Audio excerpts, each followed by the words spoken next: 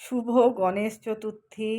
বন্ধুরা, এই গণেশ বাবাজি আমার কাছে 10 বছর আছে। আমি গৃহপ্রবেশের সময় লক্ষ্মী মা আর এই গণেশ বাবাজিকে পূজা করে গৃহপ্রবেশ করেছিলাম। সেই এই মানে গণেশ বাবাজিকেই আমি প্রতি বছর পূজা করি। গণেশ চতুর্থীতে নতুন করে আর নিয়ে আসি না, আছে এখন আমার কাছে। আমি আমার মতন করে পূজা করেছি। আর আমার গাছে এই পদ্ম ফুলটা আজকে ফুটেছে, আমি গণেশ বাবাজির চরণে নিবেদন করব। এই ফুলটা আমি তুলে নিয়ে যাব। আর এই পাশে একটা আবার কুঁড়ি হয়েছে, ওটা ফোটেনি, এইটা ফুটেছে।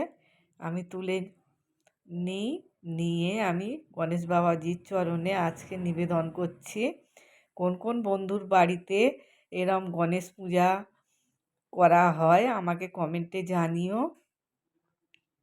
আশেপাশেও অনেকের এই গণেশ পূজা হয়। বৃষ্টি এসে গেছে বন্ধুরা, দুপুর বেলায় এত বৃষ্টি হচ্ছে, কিছুক্ষণ আগে হয়ে গেছে, আবার বৃষ্টি এসেছে। এই বীজগুলো হয়েছে পদ্ম ফুলের, একটা বীজ পুরো